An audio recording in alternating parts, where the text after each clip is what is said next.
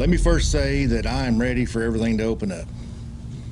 I don't agree with everything Governor Abbott does. I don't agree with everything the legislature does. There are some really ridiculous things that go on down there, but he is our duly elected governor.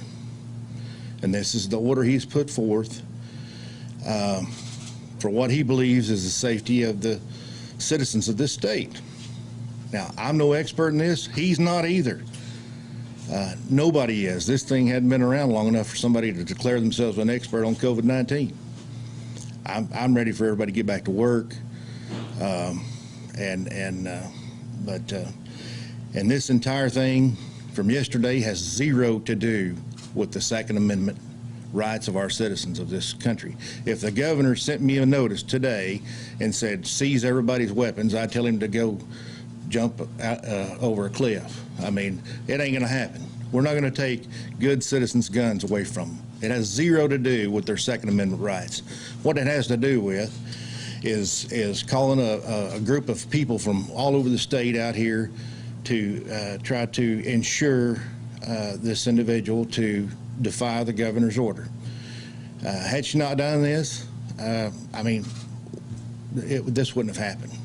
I didn't know about this entire thing until a member of the media called me yesterday due to the Facebook post of a bunch of these armed individuals in body armor and mask and possibly automatic weapons, and they're coming to Odessa, Texas. That's alarming to me. I'm ready for everything to open up.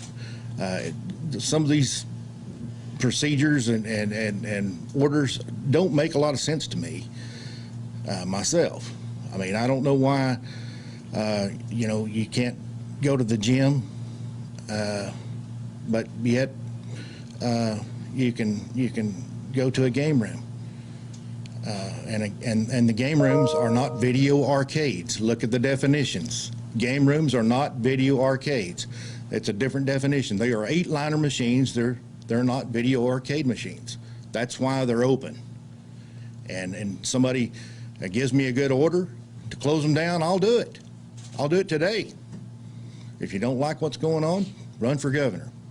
Give us something to work with here. We did go to Big Daddy Zane's yesterday. We did arrest the bar owner for violating the governor's executive order, and we did take into custody 7 other individuals. We're still working on all this, and there may be other and different charges filed, but the fact of the matter is, this is not the way to do this. This was not a protest of their Second Amendment rights. It was a show of force to ensure that this lady could, violate the governor's order. There was no, they weren't holding signs and protest. This was not a Second Amendment protest.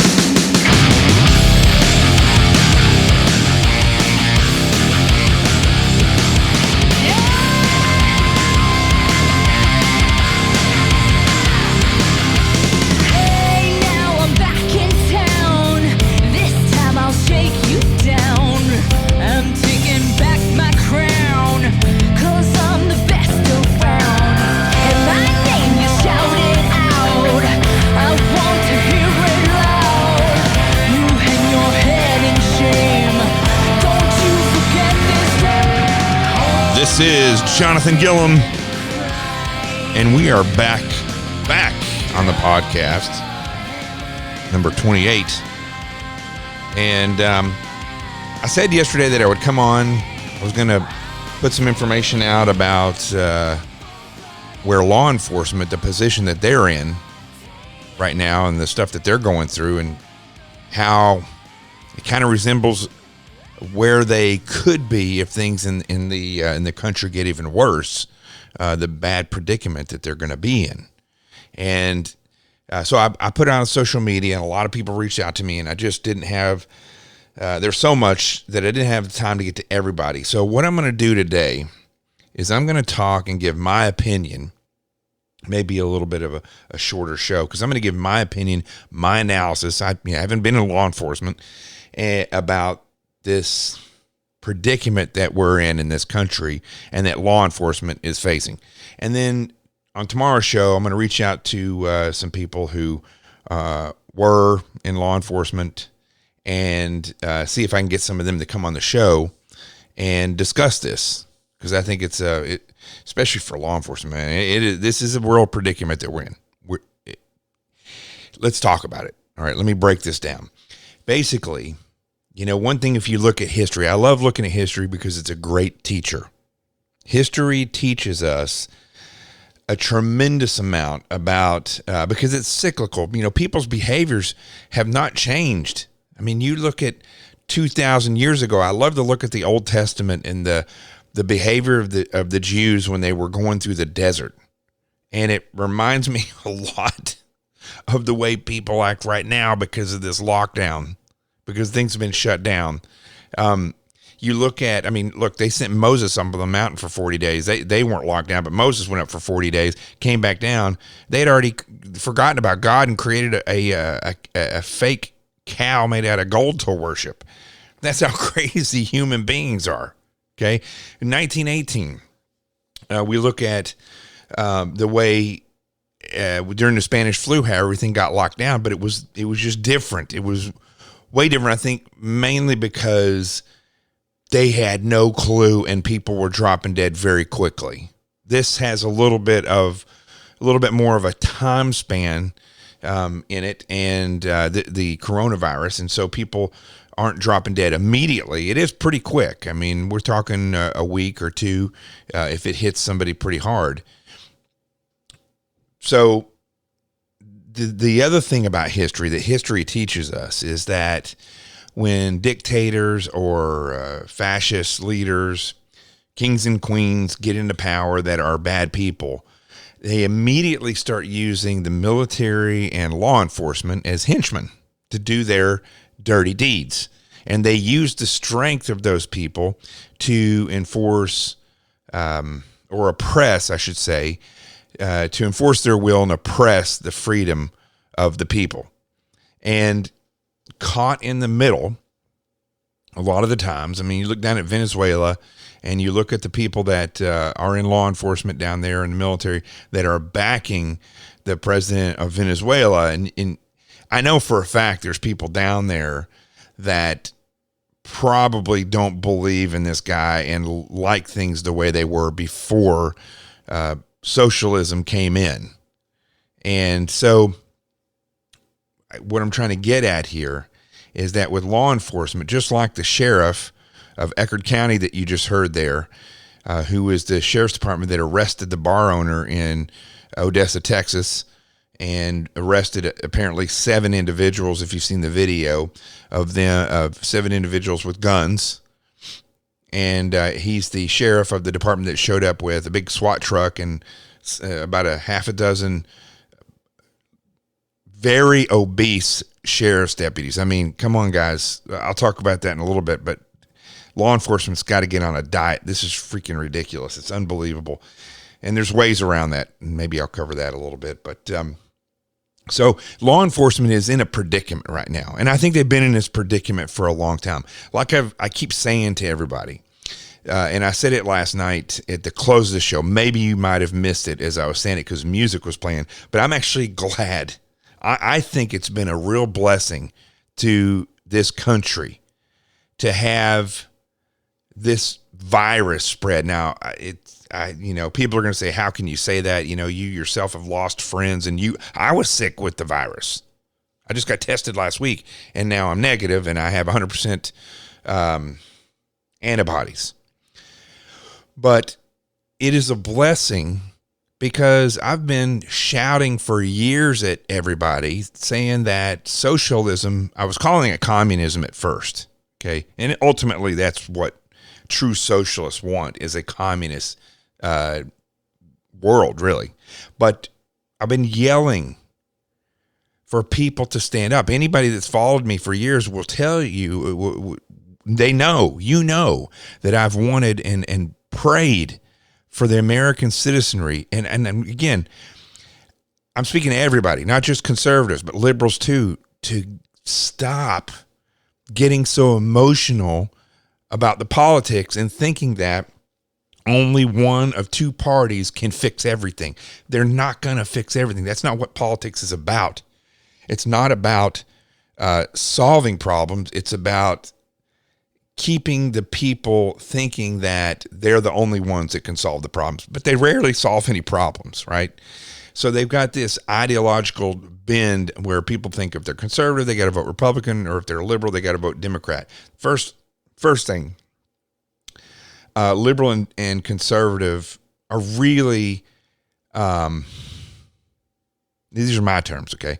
They really have less to do with politics and more of the way that you look at things in your country and how you want to. Now, remember, I'm not saying progressive, because that's a whole, to me, liberals need to separate themselves from progressives, because progressives are really socialist, all right? And I'll explain that too. But conservatives, for instance, they're slow to change. They don't feel like there needs to be change unless change is absolutely called for. And even then, it's the most minimal change that you can have. And that is really not a political outlook on life. That's an ideological belief that things are good, right? Or when things are good, you have to make small incremental changes or no changes at all. That is a way of looking at life and a structure, an ideological structure of how you sustain freedom. When you look at liberals and what you all believe, you're looking at people who, most of the time when you look at what most liberals look at, you're looking at social issues. You're looking at people who, sometimes it's real. I mean, they see this individual being oppressed and they think, well, that person needs a hero. And that's really what socialism is about a lot of times. It's a communal thought process of let's take care of everyone at any cost. And a lot of the times, social programs are okay. Roads are not a socialism program. They are a social program. Roads are something that we all use. Schools, for instance, social program. And I think a lot of liberals confuse a social program, which in other words, it is societal. They confuse that with socialism. And they believe that that the government should take control. Right now, that's totally different than being liberal. Somebody that looks at something and say, like I said a minute ago, conservatives are slow to change. Liberals may see something and say, we need to change that right away. They're much faster, much more emotional in the way that they respond to things. Conservatives are less emotional and slower to the way that they change. That's just ideological speeds and ideological views of problems and how they feel that they should be solved. You look at somebody who is enlisted in the military and they may look at how something should be solved differently than an officer in the military who may not be on the ground as much as the enlisted person, but the officer may know more. So they're going to have two different ideas of how that should be solved. Ultimately, they have to come to a consensus of how things should be solved. And that's the way it should be in this country. So you have a little bit more of a liberal outlook. Or you have a conservative outlook, you still should look at something and say, okay, first of all, is it broken? Do we need to fix it? How can we fix it without having to affect everything else? Well, you take politicians and you use that stuff to screw everybody up into the way that they think, and they've separated people, and people now believe that's the only way you can run this country is either on the right or on the left. And the reality is, like I just explained, there is no real right and left. Right, as far as fixing things, right and left are totally political. And it's been used throughout the history of mankind. Progressives on the left, conservatives on the right, liberals on the left, constitutionalists and conservatives on the right. And so let me make sure that I'm making this clear, because this is going to roll right into all the stuff I'm talking about with history and law enforcement. The politics of left and right are strictly about control and power. the ideologies of left and right really have to do with the way that people look at a problem and say it needs to be fixed this way or that way. I'm emotional, or I think that we should at all costs fix these things, or I'm slow. I don't really put emotion into solutions, and I don't think we should change these things in order to fix that problem. That's really the difference there. And so I hope you see how most people think versus the way that they're being played by the politicians on the left and the right. Why is that important? Because law enforcement in and of itself, same thing with the military, really does fall more to the conservative side. You know, they figure out tactics, they know the law, and they stick by those things. They should be very rigid. Law enforcement, in the way that it pursues the law, should be very rigid, and they shouldn't make things up. But see, the problem here is that when you throw politics into the mix, law enforcement always ends up in the middle of that tornado, because what they end up doing is the bidding of these political leftists or people on the right that have agendas. And the agenda is not to fix that or ensure the law as much as it is how I feel based on my political leanings that these things should be done. Now, Governor Abbott in Texas felt as though he needed to shut the state down because of the virus that was spreading. Now, I don't blame him from that. You know, this is make it up as you go along governing. I got it. But true leaders, which I do believe Governor Abbott is a pretty good leader. All right, but true leaders are going to learn as they go along. Let's compare and contrast that to Whitmer, the weirdo up in Michigan. Listen, I call anybody a weirdo that's a weirdo. It doesn't matter if you're a man or woman, have dark skin or light skin, if you're gay or straight. I really don't care who you have sex with. That's your own business. But if you're a weirdo, you're a weirdo. She is a weird person, and she's a power-hungry, driven leftist. You compare her and the way that she's doing things to the way Governor Abbott's doing things. He made some executive decisions, put some things out there about shutting things down and not letting bars open and doing these things, but he's doing it. And I'm not just saying this because he's a conservative. I'm saying it because I've watched the way that he actually governs, and he thinks things through. He looks at a problem and he says, okay, this is the problem, but this has nothing to do with that. So we're not going to affect that. We're going to touch this thing right here that's broken. When it came to this virus, all the people who were in charge of everything wanted to shut stuff down. Some people had bad intentions, power intentions. They saw, oh my gosh, now I can maneuver my plans. And then you had other leaders who said, this is a problem. We got to try to save lives. So as they go along and they learn, good leaders will modify or change or go back or rescind things. Bad leaders, power-hungry people will continue to take advantage of the problem. And so I don't look at Governor Abbott in Texas as somebody who is taking advantage of problems by keeping a bar closed. I think they're trying to look at individual locations and say there's more of a chance that somebody's going to get, spit on them, or they're going to get coughed on, or, something could happen in there, or it's just a smaller environment. So it's more closed in and people have more of a chance of getting in close contact with other people. I know a lot of people saying that, listen, if Lowe's and Home Depot are open, then why isn't a bar open? Well, one's bigger space, one's a smaller space, but there's thinking in this, okay? But one thing that I just do not like is the position that law enforcement has been put in cases like this that happened in Texas. The governor said, no, we're not going to open bars. You have bar owners and you have employees that literally they're not going to have any money to do anything. These aren't big money people. And so they start doing drastic things.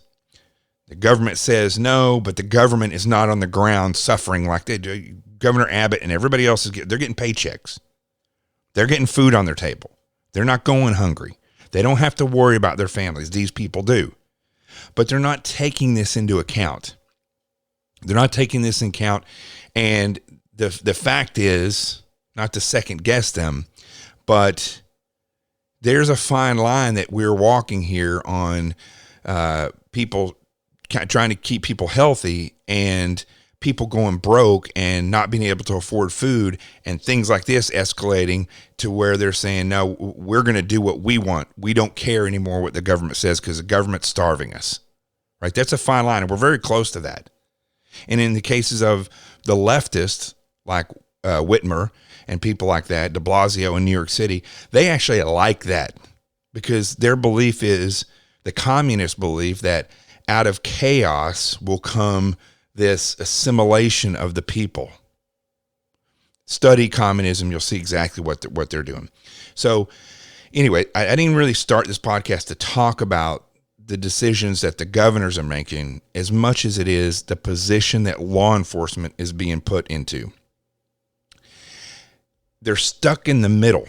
And yes, there are, especially nowadays, there's terrible cops out there, terrible leaders in law enforcement. I mean, look at the FBI. That is maybe not to that extent, but across the board in the United States. Since the Clinton era, when they started getting rid of, or they started the affirmative action, and they started promoting people based on color and gender and whether or not they were gay or straight, and stopped picking people on whether or not they were qualified. They literally feel as though a police department must have a certain percentage of all these different people. Instead of looking at like, which neighborhood does this person patrol, right? If it's a predominantly black neighborhood and they have certain cultural aspects of that neighborhood, why don't you get somebody from that neighborhood to police that neighborhood?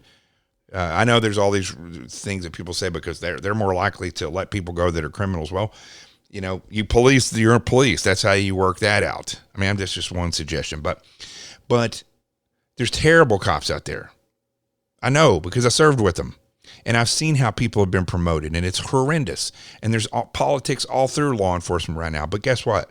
There's a tremendous amount of good cops out there that wake up and they want to they're very rigid, and they're rigid because they're trying to keep where you live safe. They're trying to keep you safe.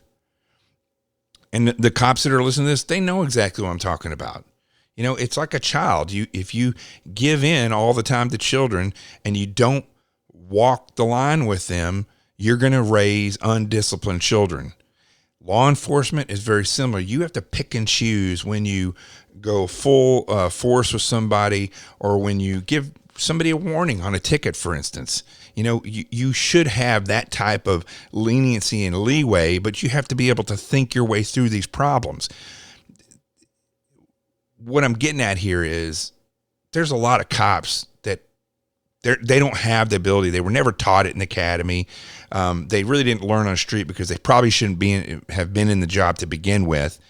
And they're not good at making a decision on, we get a call from a bar that the bar's, or from people saying that the bar's open and there's armed people out there. And so they show up and escalate the problem, which is what happened. I believe, regardless of how this sheriff felt, I believe that they showed up and escalated the problem. And I really do think that they probably could have shown up in a different way and talked about it because of the circumstances that we're in. But you see, these circumstances, when you add into the mix of this, people who are in charge that aren't qualified for the job, they don't know how to function in this type of environment.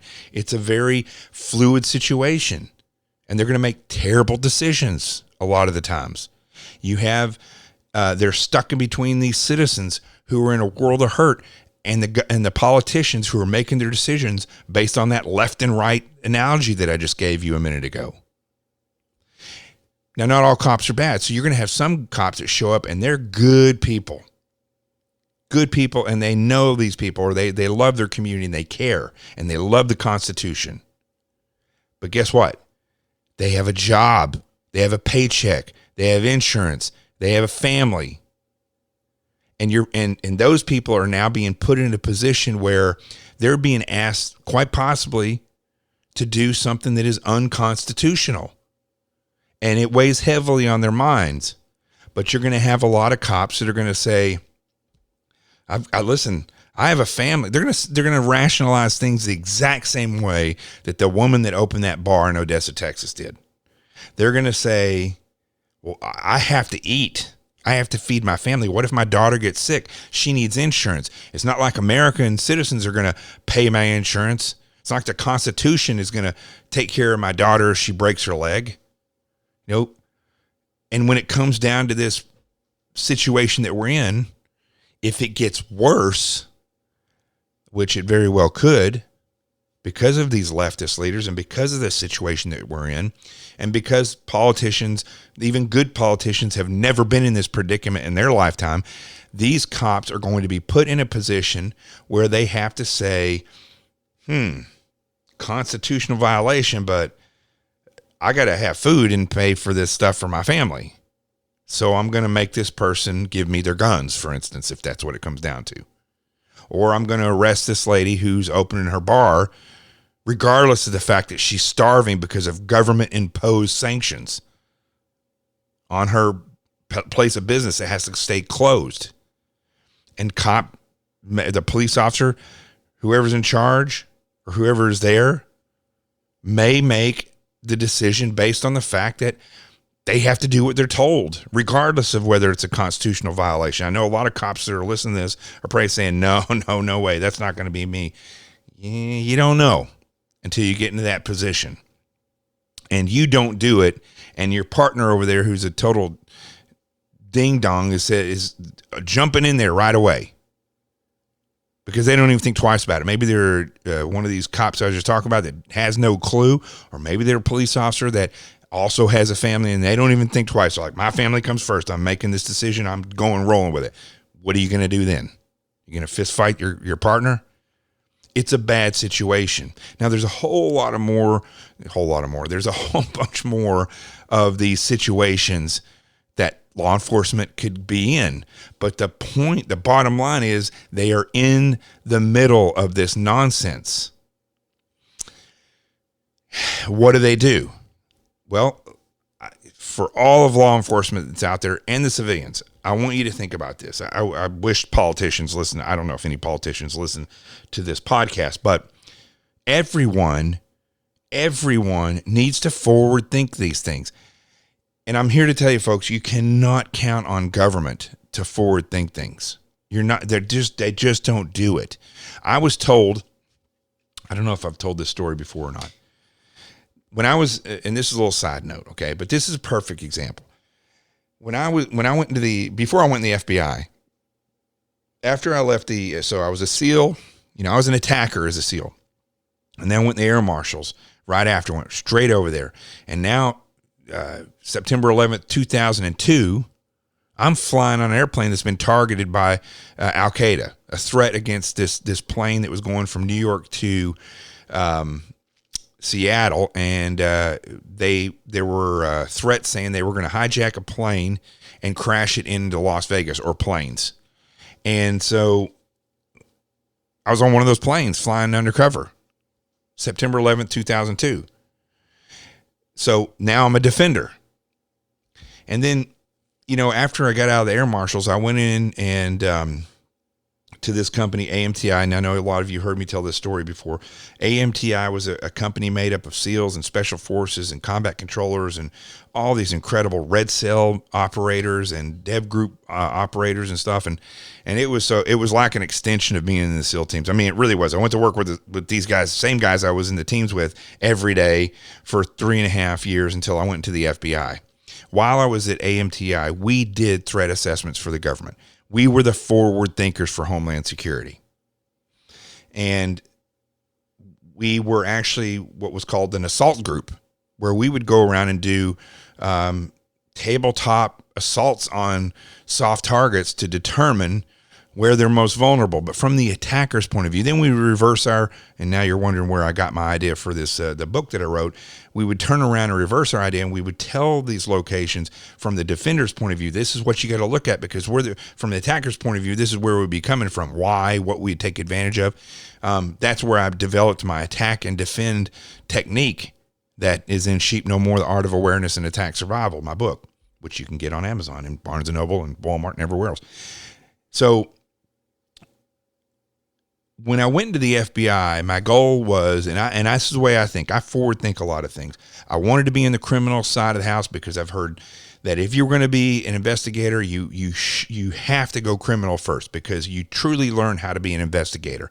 Then you go over to counterterrorism, because if you go straight into counterterrorism, most people may never work a full investigative case. Their cases are done totally different. And counterintelligence, a whole nother area that you're just not going to get that ground street level investigator experience that you would get daily on a criminal squad. So the squad that I went to when I got to New York after the FBI Academy was it was the busiest squad in the New York office. We had more arrests than we were one of the highest. We were one of the squads in the FBI that had the highest stats for arrests. Very busy, on the street all the time. So then I got a chance to go, which my ultimate goal here was to get in the FBI and do what I did at AMTI, which is because I could see what was, when I was at AMTI, we worked with the government and I could see where it was broken, that they didn't do proper threat assessments. They did it from a force protection point of view, which is the defender point of view, and they didn't really have the experience, or they just didn't have people who were trained killers as looking at things from the bad guy's perspective. So my goal was to get over to the Special Events Management Unit in the New York office, which is where they pretty much should be done. It was not being done at that point in time, and really never had been done. My goal was to get over there and change it and become the special events coordinator.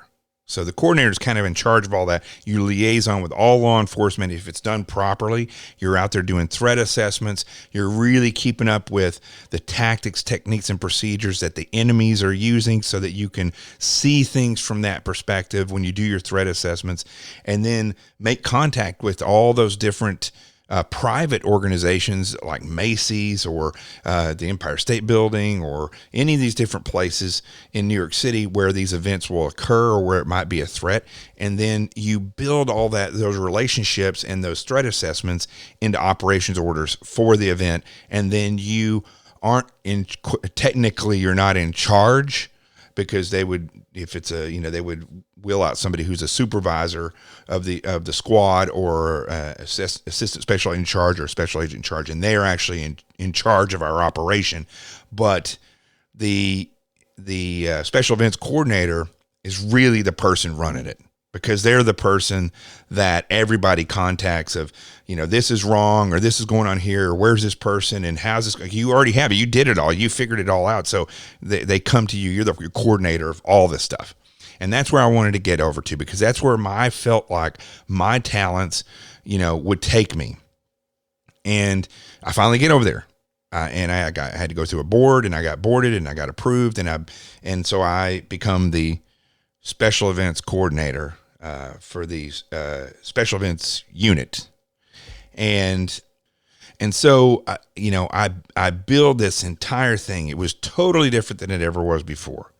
Many of the operations orders were used year after year after year. I created operations orders that were on average 50 pages long and incorporated everything that was going on. They were put in booklets, and I would present those to the assistant director in charge of the office in New York, and everybody would be included in that. So it was just done differently than it ever was. I got crucified for making people synchronize their watches, which is what we always do in the military before we go on a mission. Before we'd go out, I did it one time. We synchronized our watches, and there was caught so much flack for that because they're so rigid in the FBI. And so the reason I'm telling you all this is because the things I did had never been done before, and I did them for the purpose, overall, of course, to ensure safety and protection of the American citizenry. That was my job. Secondly, to make sure that any bad guys that were going to try something, that I had forward thought them, and that we could be proactive in catching these people, not what the Bureau likes. And third was to ensure that this rift that's been between the NYPD and the FBI for years and years and years, Louis Freeh talked about it in one of his books, how bad it was to try to mend that rift a little bit and make it so that the FBI became an asset for the NYPD and vice versa when it came to protecting the nation. Not trying to steal anything from the FBI, but to be an integral part or asset that they could use and they will work together. And trust me, folks, it's terrible. They do not work well together.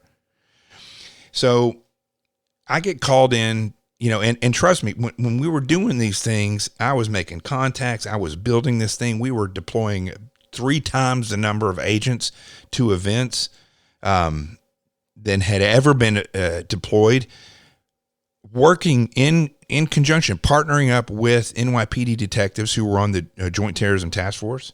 Everything was going great from a operational standpoint. We had no flaws. In fact, you can, if you ever want to watch it, you can go on my YouTube page and you can see where Greg Jarrett and Catherine Herridge, just where I met Catherine Herridge, just led to Fox News after I got out of the FBI, and which led me into radio and podcasting and writing. So things were really working well because of the experience that I brought to the table.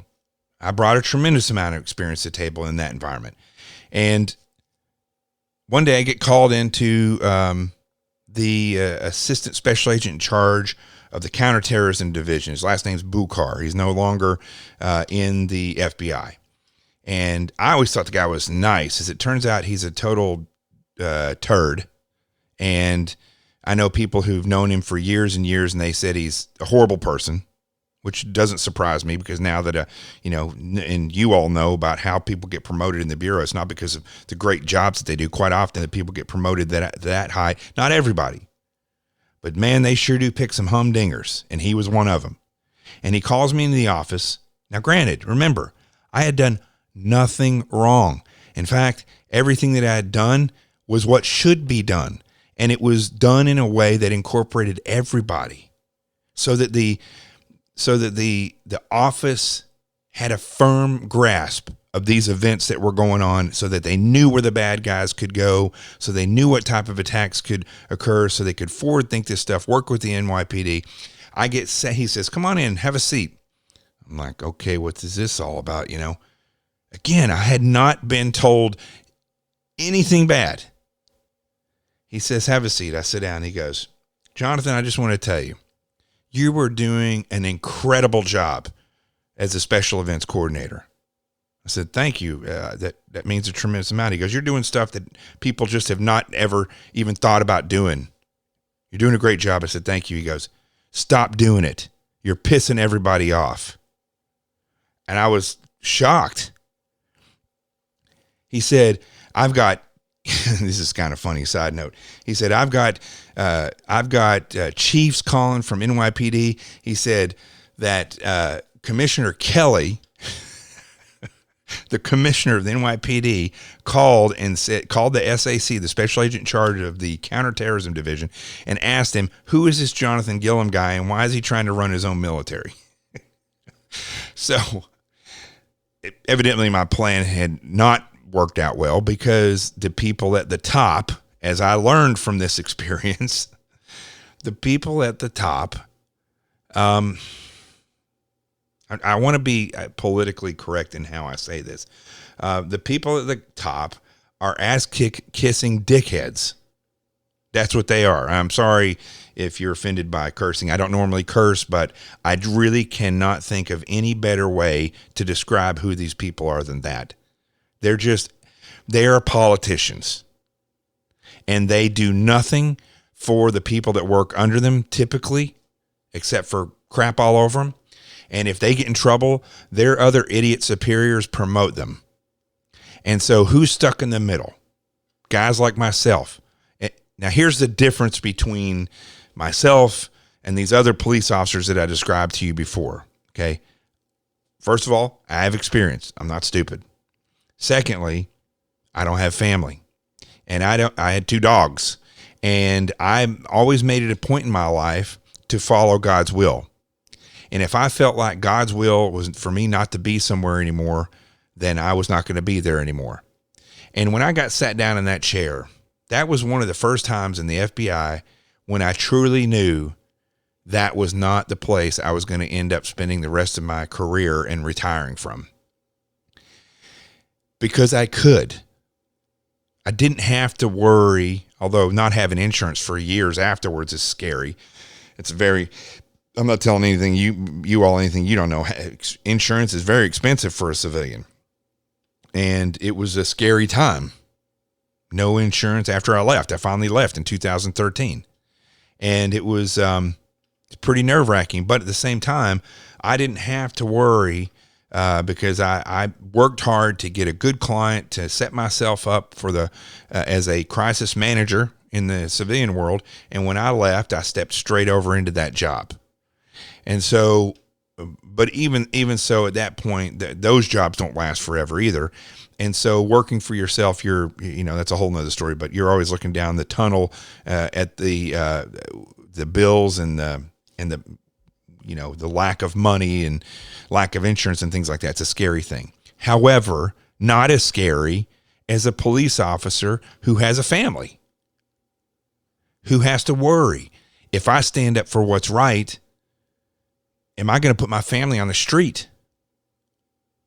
Now, I had to deal with this nonsense, with these idiots that were making decisions not based on what's best for the country, not what's best for all the millions of people that will be out there in Times Square or at the Macy's, well, would have been, I don't know about now, but at the Macy's Day Parade and all these things. They didn't care about that. In fact, they didn't want us getting involved. They wanted the FBI to sit around, and then if something happened, then we start investigating. I saw it happen. It happened with the Times Square bomber.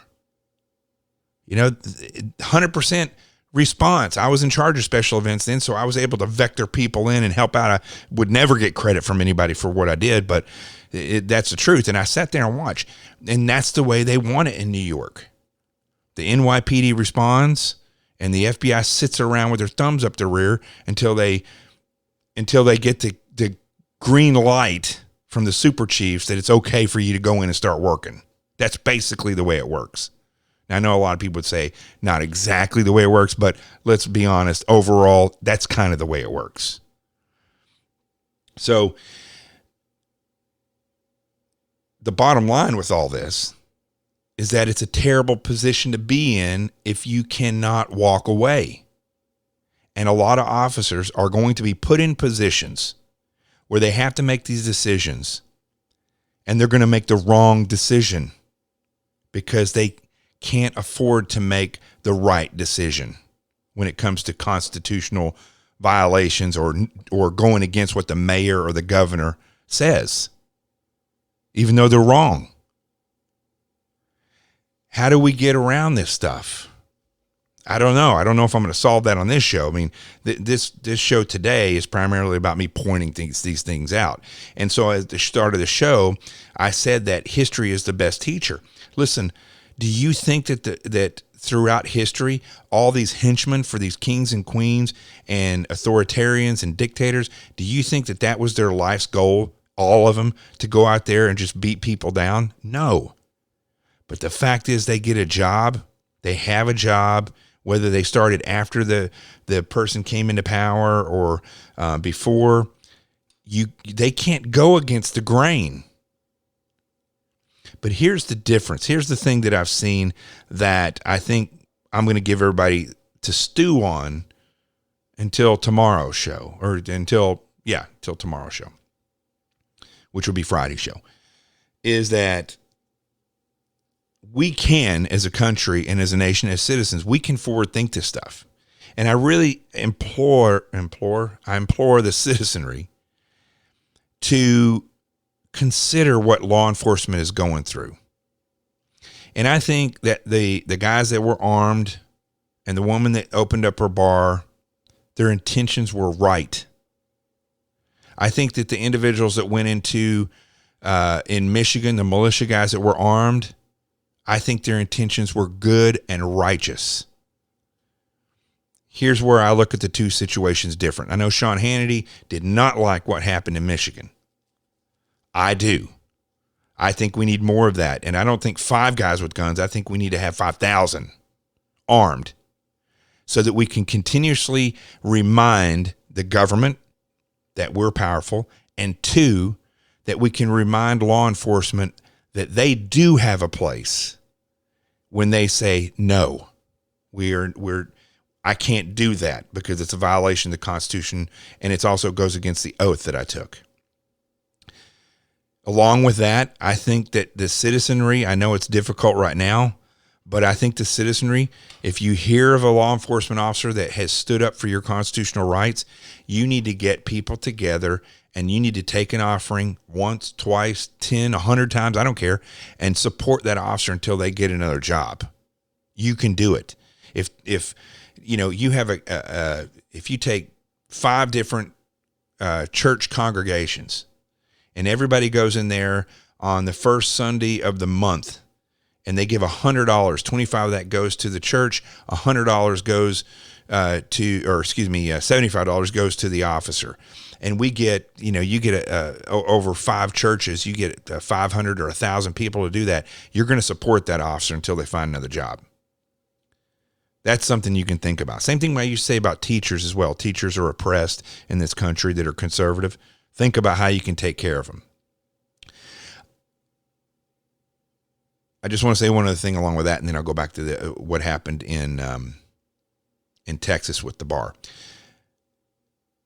I think what they did in Virginia, I think what they did in Detroit, or wherever it was in Michigan, I think that you are doing what needs to be done and is long overdue, which is reminding the country of how powerful its citizenry is. Don't be embarrassed. Don't back down. Don't think you're going to get in trouble. I'm telling you right now, you show up with 1,000, or like they did in Virginia, 20,000 people with your legally owned firearms. There is no police department in the country that's going to be able to stand up against you. And I really doubt that National Guard people are going to show up and just start shooting it out. The point is, if you show up as a show of strength in that situation, you are doing the righteous thing. And I'm not worried. I'm not worried about the optics of it. I want the optics to scare people. I want the optics.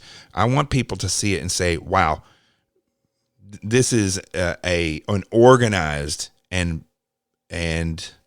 pretty tough group of people. And I think that needs to occur right now, more and more and more.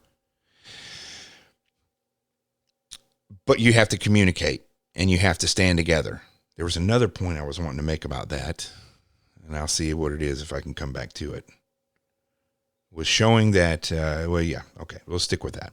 Now let's talk about the bar for a second. I think that although their intentions were good, that's the other thing I wanted to say about Michigan, is that when you do these things, forward think it. Don't wait for a virus, and don't wait for something to occur. You can do this. Don't be like the left and wait for a good crisis. The crisis is happening, folks. Socialism is on the move. But when you do this, remember, there's 2 types of cops that you're going to run into out there. Well, three kinds. One like myself, who's experienced and has the ability to walk away. You're safe with those people. You're going to have the cops out there that are idiots, right? You got to be careful with those people. And then you're going to have the officers that have families and they're really shaken up about what's going on, but they're really in between a rock and a hard place with responding. Remember that they are not your enemy. They just have a job. And a show of force is one thing. The more people who are involved with these types of things, the easier it's actually going to be on law enforcement. Should be. And the easier it's going to be on you all. Now, let's look at what happened with the show of force in Texas at the bar. Honorable intentions, but was carried out terribly. Carried out you had the wrong cops up there. Somebody could have gotten killed. And then it would have been a terrible situation. What needs to happen is that now that she has been the martyr, people need to do the same thing.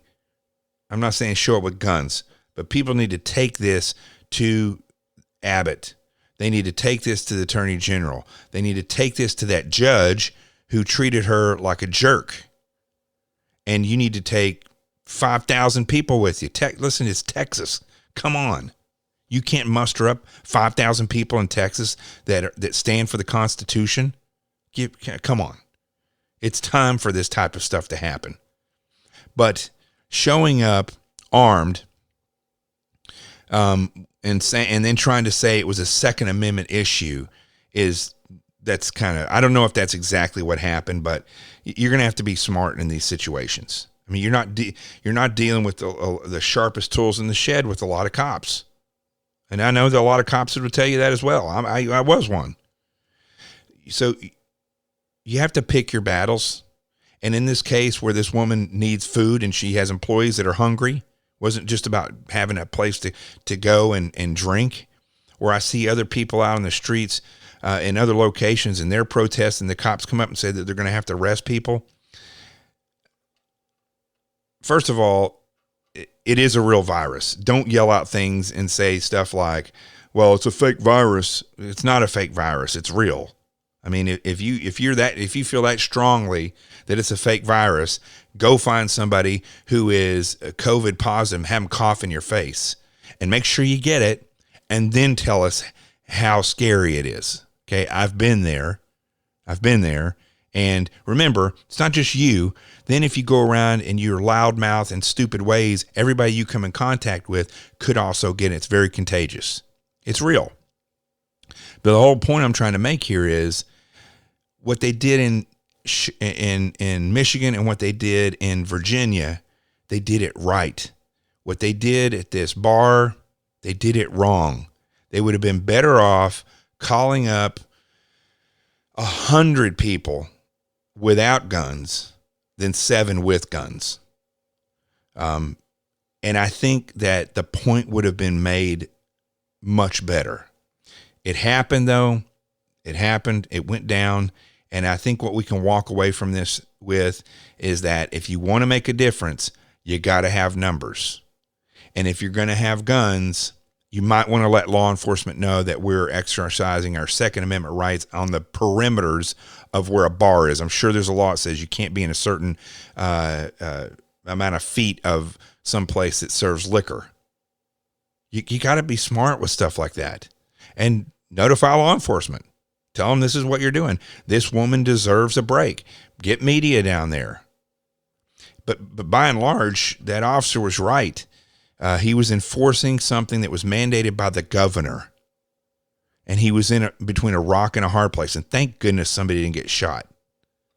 But the point of this whole thing is that we have to figure, I don't have all the answers. And I'd love to hear what law enforcement officers that listen to this think after hearing this. And anybody else for that matter. I'd love to hear what you have to think about it. You can write me on Twitter, @Gilliam_seal, and you can direct message me there as well. And on Facebook, Jonathan T. Gilliam. I'm also on Instagram and YouTube at the same names, but I don't really answer a lot of the direct messages and stuff on there. But Twitter I do, and Facebook I will. So let me know what you think, because we are in this together. Whether you realize it or not, we're in it together. And ultimately, what's going to happen is that if they start violating our Constitution, by they, I mean the politicians, start violating our constitutional violations more and more and more, law enforcement is going to be, they're going to be forced to be more active, and they're going to be forced to make these decisions. And they're going to get more angry. They're going to get more pressured, and so they're going to be more scatterbrained when they make these decisions, because you put people in this position. It is chaotic. And when I know as a law enforcement officer, when you're going after a bad guy, it's very pleasing. But when you have to deal with people who didn't really do anything wrong, or they just had a bad day, it's not a pleasing job to be in that position. So I think that we can think our way through this and prepare for this. And sheriffs and chiefs of police, you have to be smarter than to allow these situations to happen and then respond.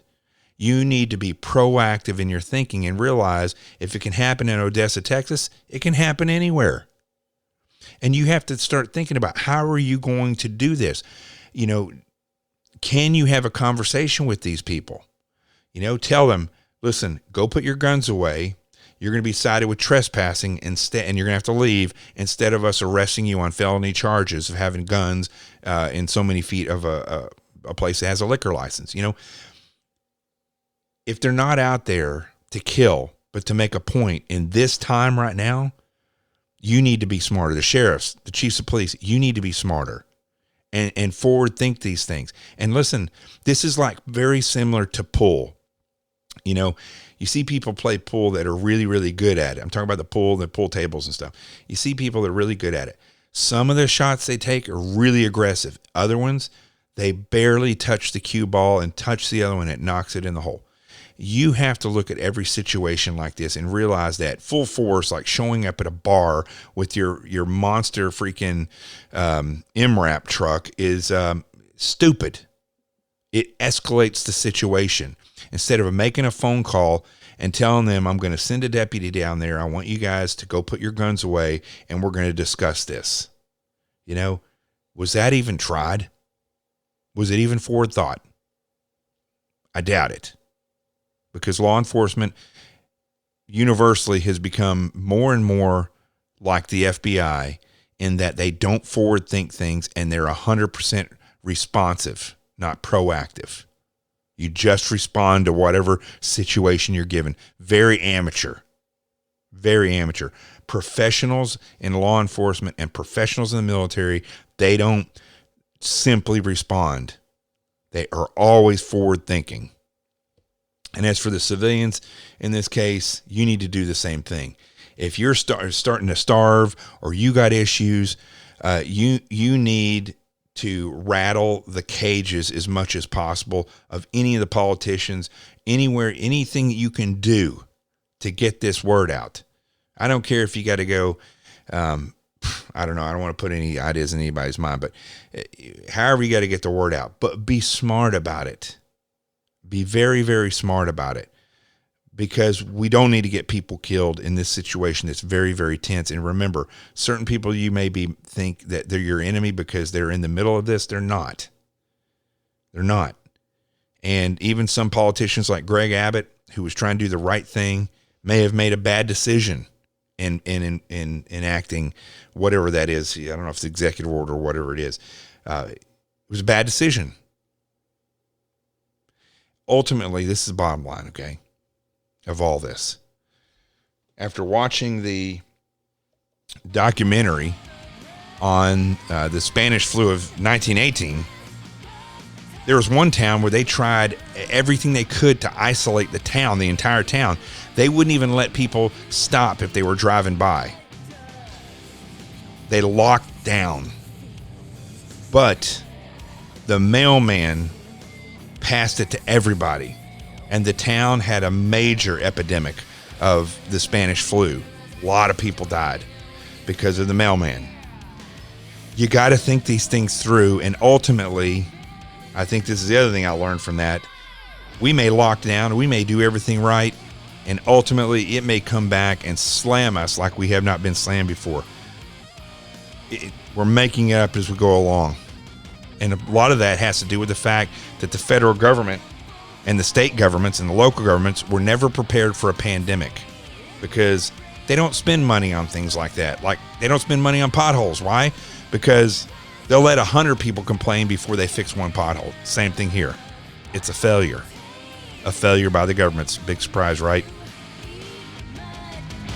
I'm Jonathan Gilliam, and that, my friends, is the truth. This is The Experts. And remember, if I'm on social media and you come onto my page and you don't like what I'm saying, go somewhere else. You don't have to stay on my pages. This is a free country, and I will believe and say what I feel. And that, my friends, is the truth. Peace. And we out of here.